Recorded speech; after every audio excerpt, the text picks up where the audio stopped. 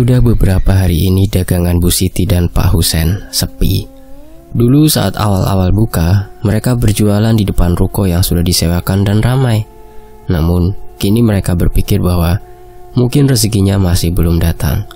Mereka berjualan martabak telur, tetapi di deretan jalanan tempat mereka berjualan, terdapat beberapa penjual yang sama, sehingga para pembeli tidak semuanya membeli dari mereka.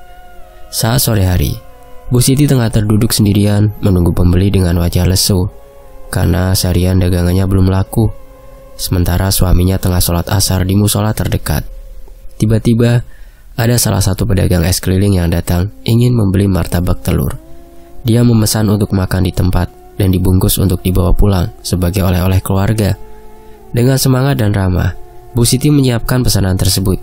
Beberapa saat kemudian, pesanan sudah selesai, dan Bu Siti duduk di kursi sambil mengipas dirinya, karena walaupun sudah sore, hawa sangat panas. Sambil makan martabak telur, tiba-tiba bapak itu mengajak Bu Siti ngobrol. Namun, Bu Siti mendengar dari kejauhan karena jarak mereka cukup jauh. "Kok kayak gini Bu jualannya?" tanya bapak itu, membuat Bu Siti kaget. Kayak gini gimana Pak? Maksudnya tidak enak atau kurang apa?" "Enak kok Bu." "Bukan itu maksudnya. Tapi kok sepi jualannya," katanya. "Oh iya Pak, akhir-akhir ini memang sepi. Walau awal buka malah rame, entah kenapa," jawab Bu Siti. "Ibu mau tahu ndak cara agar jualannya rame?" Mendengar ucapan bapak itu, Bu Siti langsung penasaran dan mendekati bapak tersebut. "Memangnya gimana Pak caranya?" Bapak itu menjelaskan bahwa caranya adalah dengan menggunakan penglarisan. Bu Siti pun kaget dan langsung nyeletuk. "Nah, kalau pakai seperti itu pasti akan ada tumbal Pak." "Ya memang Bu, tapi nanti bukan jadi kaya raya dan semua yang ibu mau jadi terwujud." Seketika Bu Siti terdiam dan berkata bahwa dia perlu izin suaminya terlebih dahulu. Setelah itu, bapak tersebut membayar pesanan dan pamit pulang, mengatakan bahwa besok dia akan datang lagi ke lapaknya. Setelah bapak itu pergi, Pak Husen datang setelah selesai sholat asar. Bu Siti segera berbicara dengan suaminya secara bisik-bisik. "Pak, gimana kalau kita pakai penglarisan supaya dagangan kita ramai?" tanya Bu Siti lirih. "Ah, ibu ini apa-apaan sih?" jawab Pak Husen dengan keras. "Hush, jangan kenceng-kenceng Pak, malu." Akhirnya mereka memutuskan untuk membicarakan hal itu nanti di rumah saja. Malamnya karena dagangan sepi sekitar pukul 8 malam, mereka sudah beres-beres untuk pulang karena sudah lelah dan mengantuk. Sesampainya di rumah, Bu Siti membicarakan soal meminta izin untuk melakukan penglarisan. Setelah dibujuk dan dirayu, serta diiming-imingi oleh Bu Siti, Pak Husen akhirnya mengizinkannya. Karena sebenarnya, Pak Husen juga sudah bosan hidup miskin dan banyak hutang untuk modal dagangannya. Keesokan paginya, mereka siap-siap untuk jualan seperti biasa. Dan hari ini, masih sama sepinya, seperti kemarin sore. Bapak penjual es itu datang dan menanyakan soal tawarannya. Bu Siti pun menjawab bahwa suaminya sudah mengizinkan.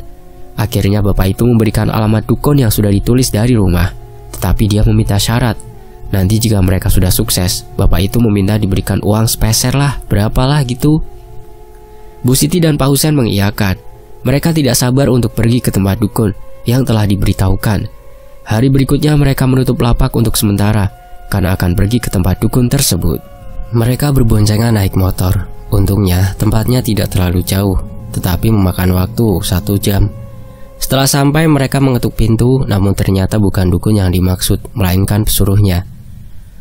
Menurut katanya, dukun itu rumahnya berada di tengah hutan. Akhirnya motor mereka dititipkan di rumah pesuruh, lalu mereka diantar Kang Joko ke rumah Mbah Sakir. Rumah dukun itu berada di tengah hutan, jadi mereka harus jalan kaki cukup jauh. Beberapa saat kemudian, akhirnya mereka sampai di sebuah gubuk di tengah hutan. Bu Siti segera masuk ke dalam rumah, sementara Pak Husen di depan ngobrol dengan Kang Joko. Bu Siti ditanya oleh Mbah Sakir tentang tujuan dan bagaimana ia mengetahui tempat itu. Semuanya dijelaskan Bu Siti dengan jelas. "Apakah kau sudah yakin untuk melakukan penglarisan?" tanya Mbah Sakir.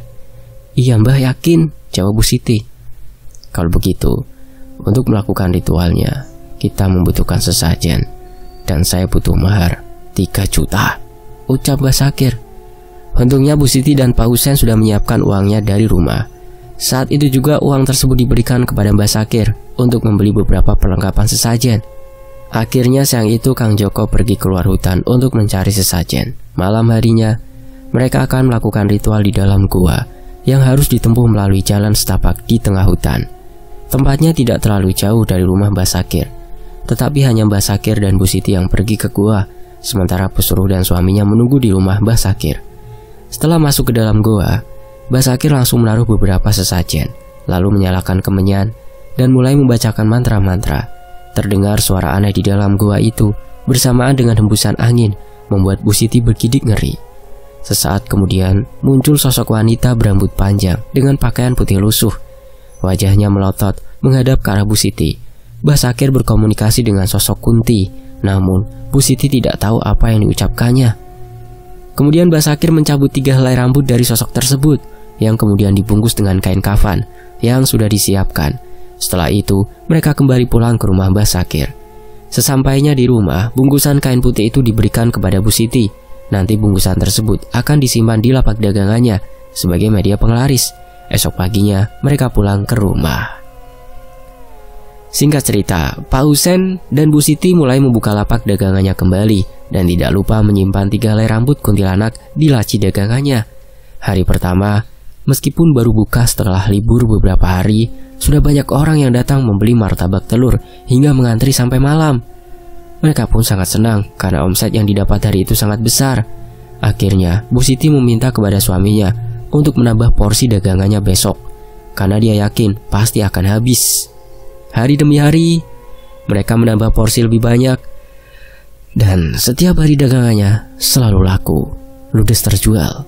Mereka sangat senang karena pendapatan mereka perlahan-lahan semakin banyak, hingga akhirnya mereka bisa menabung sedikit demi sedikit. Setiap hari mereka kewalahan melayani para pembeli yang silih berganti berdatangan. Beberapa bulan kemudian, Bu Siti dan Pak Husen sudah bisa membeli rumah dan motor.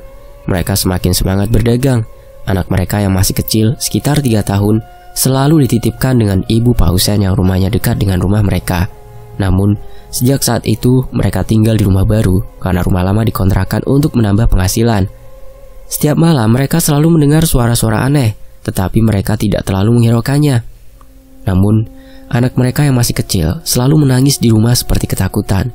Tetapi saat di rumah mertua Bu Siti, anaknya anteng dan malah seneng. Suatu malam, anaknya menangis kecer sambil menunjuk ke arah depan pintu rumah. Katanya dia melihat mbak-mbak rambut panjang menakutkan. Bu Siti mencoba menenangkannya, tetapi tidak berhasil, hingga akhirnya anaknya tertidur sendiri karena mungkin sudah kelelahan. Suatu hari Pak Husen memiliki ide untuk membeli ruko kosong yang ada di belakang lapak tempat dia jualan. Bu Siti setuju, tetapi mereka harus mengumpulkan uang lebih banyak karena harga ruko tersebut sangat mahal. Anehnya, setiap hari dagangan mereka semakin melonjak penghasilannya, mencapai 5 juta sehari. Perlahan-lahan beberapa bulan kemudian, mereka bisa membeli ruko itu dengan pembayaran tempo. Sepulangnya dari jualan, malam-malam tiba-tiba Bu Siti mendapatkan kabar dari ibunya bahwa adiknya sakit-sakitan. Bu Siti mengatakan bahwa besok akan datang ke rumah. Esok paginya, Bu Siti dan Pak Husen datang ke rumah ibunya untuk melihat kondisi adiknya. Sesampainya di rumah ibu, ternyata adiknya yang bernama Rita terlihat pucat dan sangat lemah. Bu Siti bertanya kepada ibunya apa yang sudah dilakukan untuk menyembuhkan adiknya. Sudah dibawa ke dokter dan sudah diperiksa, tetapi kata dokter tidak ada masalah dengan kesehatannya, hanya saja tidak mau makan, jawab ibu. Bu Siti lalu memberi obat-obatan dan makanan bergizi agar adiknya bisa pulih. Selama seminggu Bu Siti dan Pak Husen bolak-balik ke rumah ibunya. Seminggu berlalu, kesehatan Rita belum menunjukkan kemajuan berarti. Bu Siti dan Pak Husen semakin khawatir. Suatu malam Bu Siti terbangun dari tidurnya karena merasa tidak nyaman. Ia merasa seperti ada yang mengawasi. Ketika melihat jam, ternyata sudah larut malam. Ia memutuskan untuk memeriksa Rita di kamar. Sesampainya di kamar, Bu Siti melihat Rita sedang tidur nyenyak. Namun di sudut ruangan, ia melihat sosok bayangan hitam yang samar-samar. Hatinya berdebar kencang. Ia mencoba mengabaikan rasa takutnya dan segera kembali ke kamarnya. Pagi harinya, Bu Siti bertanya kepada ibunya tentang kejadian malam itu. Ibunya hanya berkata bahwa itu mungkin hanya imajinasi Bu Siti dan meminta untuk tidak terlalu khawatir. Namun Bu Siti merasa ada yang tidak beres. Hari berikutnya, Bu Siti dan Pak Husen kembali ke rumah mereka. Meskipun dagangan mereka terus laris manis, suasana di rumah terasa semakin tegang. Anak mereka terus-menerus menangis setiap malam, dan Bu Siti mulai mengalami mimpi buruk yang sama setiap malam, di mana ia melihat sosok wanita berambut panjang. Suatu sore saat Bu Siti sedang berbelanja untuk keperluan rumah tangga, ia bertemu dengan seorang wanita tua yang tampak sangat bijaksana. Wanita tua itu memperhatikan Bu Siti dengan tatapan yang tajam dan bertanya, "Kamu sedang mengalami masalah ya?" Bu Siti terkejut dan bertanya, bagaimana wanita itu bisa tahu? Wanita tua itu menjelaskan bahwa dia bisa merasakan adanya gangguan spiritual di sekitar Bu Siti.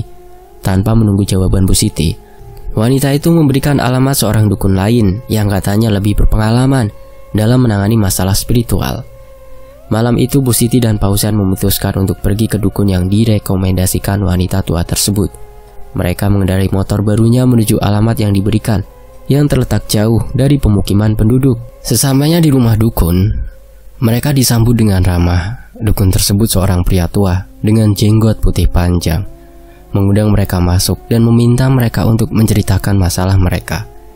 Setelah mendengarkan penjelasan Bu Siti, dukun itu berkata, "Apa yang kamu alami adalah akibat dari penglarisan yang kamu lakukan.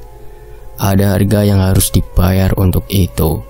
Sosok yang menghantuimu adalah makhluk yang terikat pada ritual penglarisan tersebut." Dukun itu kemudian mengeluarkan beberapa benda ritual dan meminta Bu Siti serta Pak Husain untuk mengikuti serangkaian doa dan ritual pembersihan. Selama proses tersebut, suasana menjadi sangat intens dan Bu Siti merasa ada sesuatu yang mengganjal di hatinya. Setelah ritual selesai, dukun memberikan nasihat penting. "Hentikan semua aktivitas penglarisan yang kamu lakukan. Jangan biarkan hal ini berkembang lebih jauh. Semoga kamu dan keluargamu bisa mendapatkan ketenangan kembali." Kembali ke rumah, Bu Siti dan Pak Husain masih bimbang untuk mencabut penglarisan atau melanjutkan, karena dia merasa kehidupannya sangat enak mencari uang.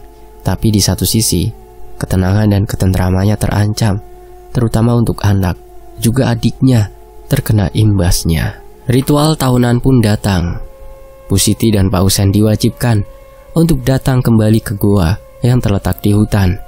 Di tengah malam dengan cahaya kemenyan yang menerangi suasana gelap, dukun pun memulai ritual dengan bacaan mantra dan penempatan sesajen di atas altar batu. Bu Siti merasa sangat tegang, merasakan hawa dingin yang menyelimuti sekeliling goa. Setiap kali hembusan angin datang, ia merasakan getaran menakutkan.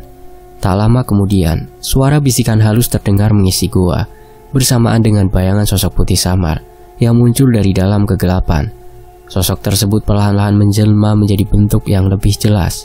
Seorang wanita berambut panjang, mengenakan pakaian putih lusuh. Wajahnya pucat, dan matanya melotot tajam menghadap Bu Siti. Rasa takut yang mendalam menyelimuti Bu Siti, namun ia tetap berdiri, tak bisa bergerak. Dukun yang tampaknya sudah sangat terbiasa dengan situasi seperti ini, mulai berbicara dengan sosok tersebut. Suara dukun yang berwibawa dan berkarisma tampaknya mengimbangi ketegangan yang ada. "Apakah kamu puas dengan apa yang telah diberikan?" tanya dukun kepada sosok tersebut.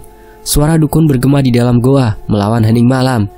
Sosok itu tidak berbicara, namun tatapannya langsung mengarah pada Bu Siti, lalu ke arah sebuah gambar yang diletakkan di atas altar. Gambar adik Bu Siti, Rita. Bu Siti merasakan jantungnya berdebar kencang.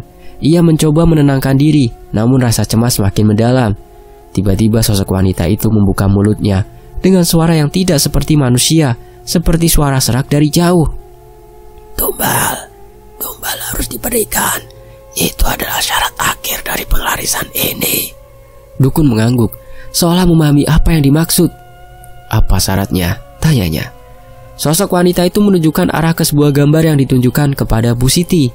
Gambar seorang gadis muda yang sangat mirip dengan adiknya, yakni Rita. Tumbal itu harus darah keluarga. Pilihannya adalah adikmu, atau ada harga lain yang harus dibayar. Rasa panik melanda Bu Siti. Ia tidak bisa membayangkan kehilangan Rita. Ia mencoba berbicara dengan dukun, memohon agar tidak harus memberikan adiknya sebagai tumbal. Namun dukun hanya mengatakan bahwa pilihan itu di luar kendalinya. Penglarisan tersebut memang memiliki konsekuensi yang harus dipenuhi. "Kalau ada cara lain untuk menggantikan tumbal ini, silakan sampaikan," kata Bu Siti dengan penuh harap. Dukun memikirkan sejenak, lalu menjawab, "Ada alternatif, tapi tidak semudah itu. Kamu harus mencari solusi lain dalam waktu yang singkat, atau konsekuensi dari pengelarisan ini akan segera menuntut apa yang sudah dijanjikan." Setelah selesai dengan ritual, Bu Siti merasa sangat tertekan. Ia dan Pak Husen segera pergi dari goa dengan hati penuh ketakutan dan rasa bersalah. Mereka merasa terjebak dalam pilihan yang mengerikan, dan mereka sangat khawatir tentang keselamatan Rita. Sesampainya di rumah, mereka memutuskan untuk segera mencari cara untuk membatalkan pengelarisan dan menyelamatkan adiknya dari nasib buruk. Mereka melakukan berbagai usaha untuk menghubungi dukun lain dan mencari bantuan spiritual, berharap ada jalan keluar yang dapat menyelamatkan Rita. Di tengah malam, Bu Siti mendapat telepon dari ibunya. Ibunya memberitahu bahwa Rita semakin lemah dan ia telah ke rumah sakit. Rasa bersalah Bu Siti semakin mendalam, menyadari bahwa konsekuensi dari pengelarisan hampir mengambil adiknya sebagai tumbal. Rita adalah adik perempuan Bu Siti yang paling muda. Usianya baru menginjak 18 tahun. Dan dia dikenal sebagai sosok yang ceria, ramah, dan penuh semangat. Lahir di sebuah desa kecil, Rita adalah anak yang sangat dekat dengan keluarganya, terutama dengan kakaknya, Bu Siti. Sejak kecil, Rita sering membantu Bu Siti dalam berbagai aktivitas, terutama ketika Bu Siti memulai usaha dagangannya. Meskipun masih muda, Rita telah menunjukkan sikap dewasa dan tanggung jawab. Dia bersekolah di sebuah sekolah menengah atas dan bercita-cita untuk melanjutkan pendidikan ke perguruan tinggi. Dia dikenal sebagai pelajar yang rajin dan pintar, sering mendapatkan penghargaan di sekolahnya. Rita juga aktif dalam berbagai kegiatan ekstrakurikuler seperti teater dan organisasi sosial di sekolah.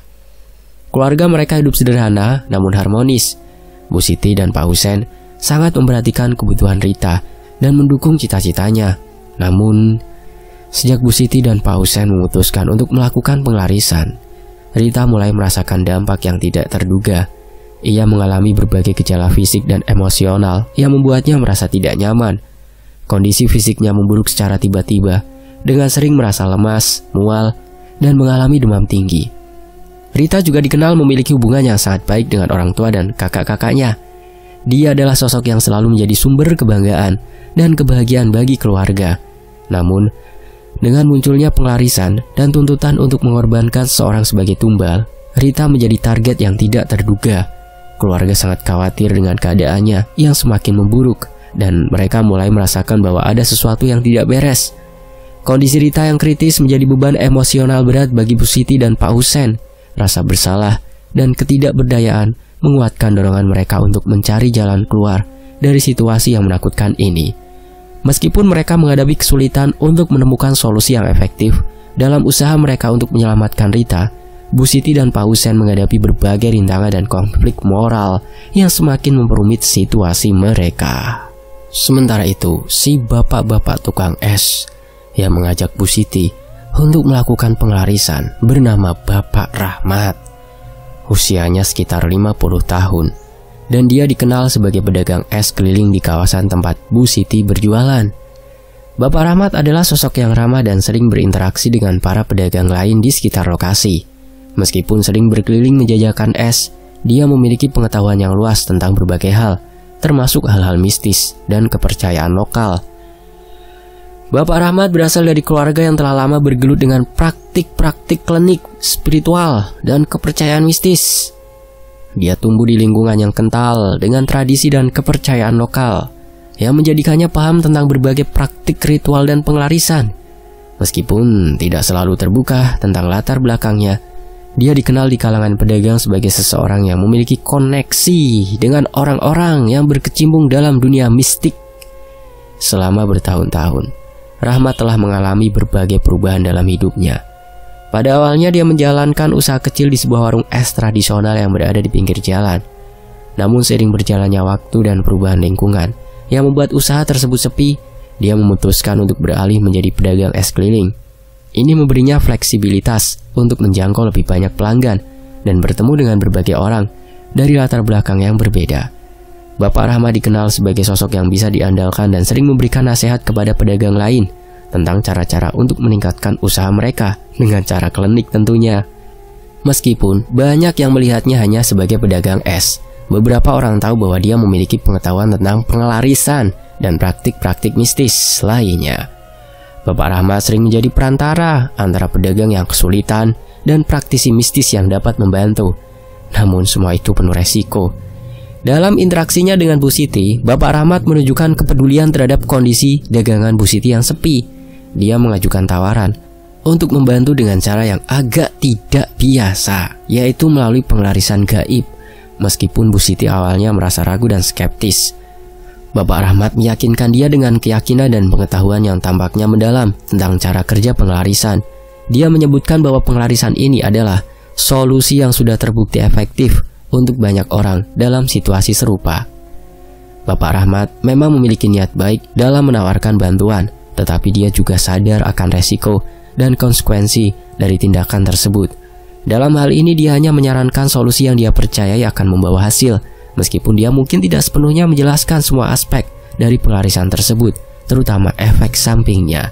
Sementara itu, ketika ibunya Rita, Bu Eni, mengetahui tentang keadaan Rita yang semakin memburuk, Bu Eni merasa sangat tertekan dan tidak tahu harus kemana mencari solusi.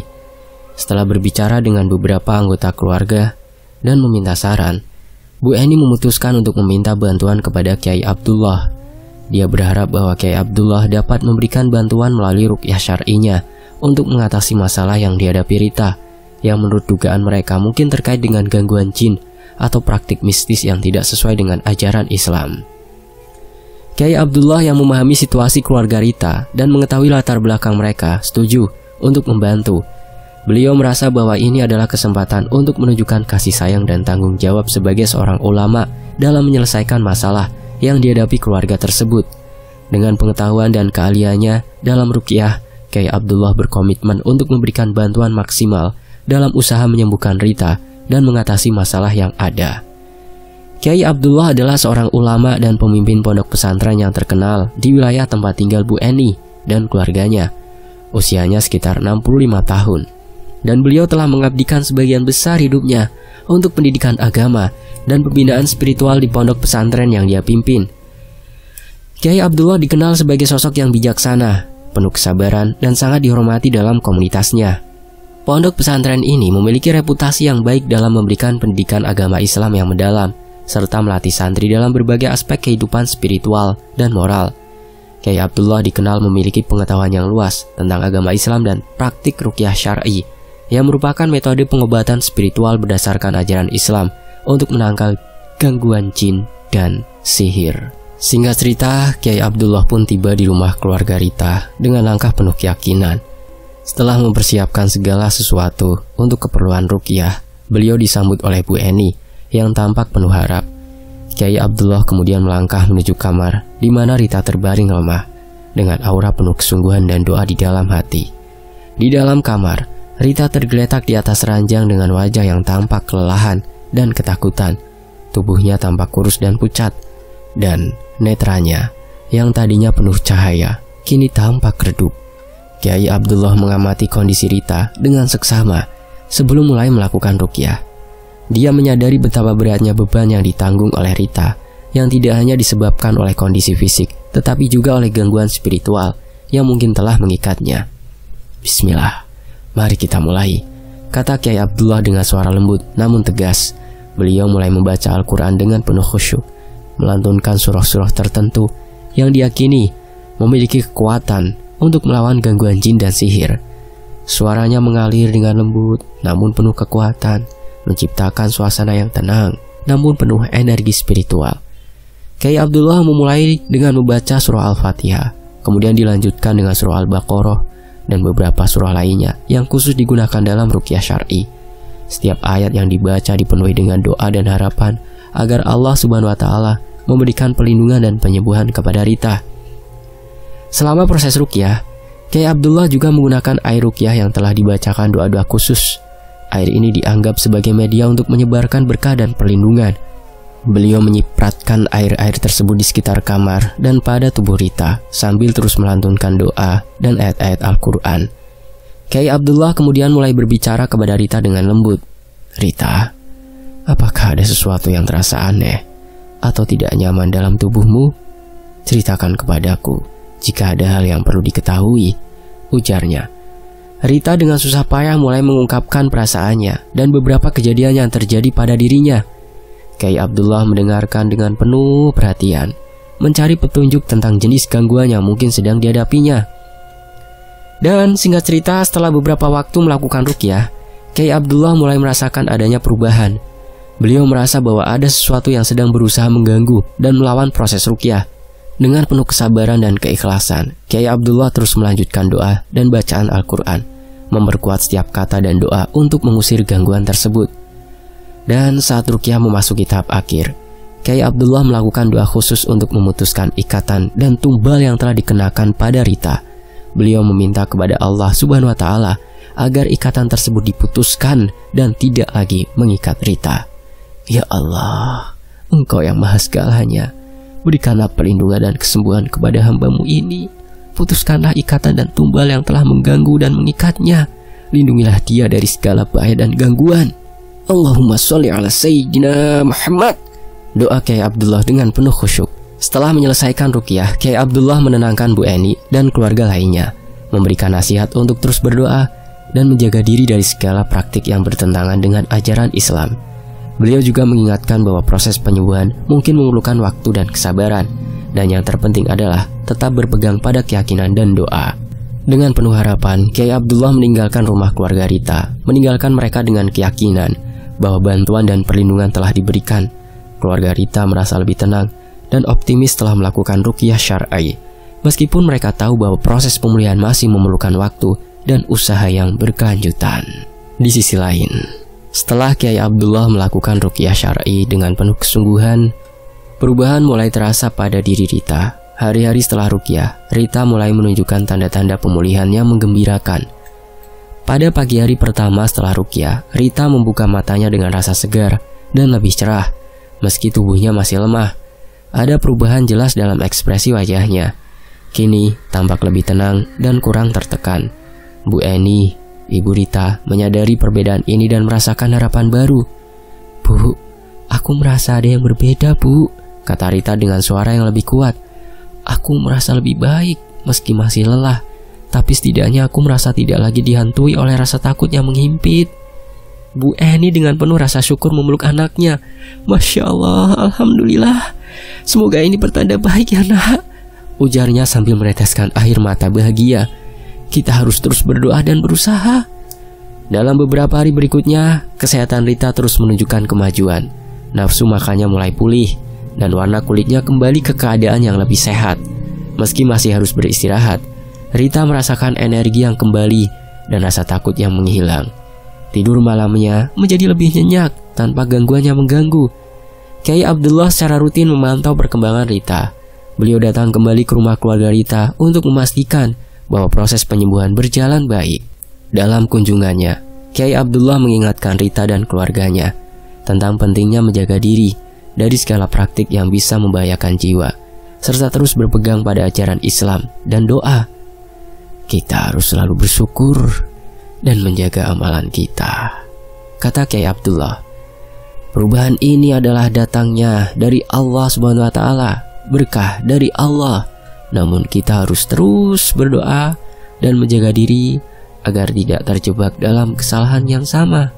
Jalani hidup dengan apa adanya, nikmati dan rasakan yang saat ini. Gak usah muluk-muluk menginginkan hidup yang kaya raya. Belum tentu juga kalau kaya raya tenang kan? Sesungguhnya yang dicari dalam kehidupan ini adalah kekayaan hati. Itu yang utama." Keluarga Rita mengikuti nasihat Kyai Abdullah dengan penuh kesadaran. Mereka terus melakukan dzikir-dzikir yang dianjurkan dan menjaga diri dari praktik-praktik yang tidak sesuai dengan ajaran agama. Tapi di sini, Rita adalah korban. Seiring waktu, Rita kembali pulih sepenuhnya. Dia merasa diberi kesempatan kedua untuk menjalani hidup dengan lebih baik dan penuh rasa syukur. Masya Allah, kesehatannya kembali seperti sedia kala dan kehidupan keluarga mereka kembali normal. Mereka menyadari betapa berharganya kehidupan dan kesempatan untuk memulai kembali dengan langkah yang lebih baik. Bu Eni dan keluarga merasa sangat bersyukur kepada Allah Subhanahu wa Ta'ala atas kesembuhan Rita. Mereka juga berterima kasih kepada Kyai Abdullah dan semua pihak yang telah membantu mereka melalui masa-masa sulit ini. Dengan semangat baru, mereka melanjutkan kehidupan mereka dengan keyakinan dan doa. Sementara itu di sisi lain, setelah melalui berbagai peristiwa penuh ketegangan dan kesulitan, Bu Siti dan Pak Husain akhirnya berada pada titik di mana mereka harus menghadapi kenyataan dari akibat tindakan mereka. Mereka telah merasakan dampak dari pengelarisan yang mereka lakukan, tidak hanya dalam kehidupan sehari-hari mereka, tetapi juga dalam kesehatan dan keselamatan keluarga mereka. Dengan berjalannya waktu, kabar tentang kesembuhan Rita dan upaya Kyai Abdullah untuk menyelamatkannya mulai tersebar di kalangan keluarga Bu Siti dan Pak Husain. Meskipun mereka telah merasakan keuntungan dari hasil pengarisan, tapi beban moral dan kasakusuk cemoohan keluarga besar Bu Siti dan Pak Husain membuat dia malu, dan mereka tidak dapat menutupi kegelisahan dan penyesalan yang semakin mendalam dalam diri mereka. Kyai Abdullah dengan penuh hikmah mengadakan pertemuan dengan Bu Siti dan Pak Husain di rumah mereka. Beliau menjelaskan tentang bahaya dan dampak negatif dari praktik pengelarisan yang mereka lakukan. Apa yang telah kalian lakukan, meskipun mungkin memberikan keuntungan materi dalam waktu singkat, ternyata memiliki konsekuensi serius bagi jiwa dan kehidupan kalian. Allah Subhanahu wa Ta'ala memberikan kesempatan untuk memperbaiki dan menghindari kesalahan, ujar Kyai Abdullah dengan tegas. Bu Siti dan Pak Husain yang selama ini terjebak dalam keinginan untuk mencapai kesuksesan secara instan merasa sangat menyesal. Mereka menyadari betapa berbahayanya pengelarisan dan betapa mereka telah mengabaikan nilai-nilai agama dan moral dalam mengejar keuntungan duniawi. Kesadaran ini datang sebagai pukulan berat bagi mereka, tetapi juga sebagai pencerahan untuk memulai babak baru dalam kehidupan mereka. Kyai Abdullah menyarankan Bu Siti dan Pak Husain bersahadat kembali dan melakukan sholat taubat, lalu memimpin mereka dalam doa dan ruqyah untuk memutus semua ikatan gaib yang mungkin masih mengikat mereka. Dalam proses tersebut, beliau juga memberikan nasihat tentang bagaimana memulihkan hubungan mereka dengan Allah dan menghindari praktik-praktik yang dapat merusak.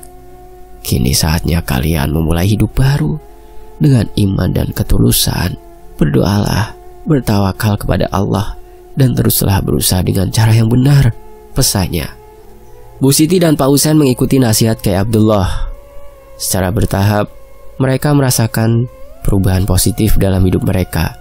Meskipun awalnya ada kesulitan setelah bangkrut, tidak memakai pengelarisan dalam membangun kembali kepercayaan pelanggan dan menjalankan usaha mereka, mereka terus bersabar dan berusaha. Perlahan hasil kerja keras dan ketulusan mereka mulai membuahkan hasil. Mereka mendapatkan kembali keberkahan dan kesuksesan yang lebih berkelanjutan dan positif. Dengan demikian, Bu Siti dan Pak Husain akhirnya bebas dari jerat pengelarisan yang mereka hadapi.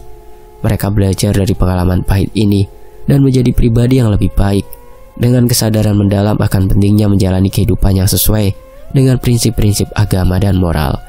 Mereka merasa diberi kesempatan kedua untuk menjalani hidup dengan lebih baik, penuh rasa syukur dan komitmen untuk tidak mengulangi kesalahan yang sama. Kehidupan mereka kembali stabil, dan mereka terus maju dengan tekad untuk menjalani hidup yang lebih baik, lebih berkah, dan penuh makna. Kabarnya Bu Siti dan Pak Husain melepas semua harta yang masih berkaitan dengan pengelarisannya waktu itu selesai. Demikianlah sebuah kisah tentang pengelarisan yang dilakukan Bu Siti. Mohon maaf kalau ada salah kata. Sampai jumpa di kisah lainnya. Tetap di Tony FS. Terima kasih semuanya. Wassalamualaikum.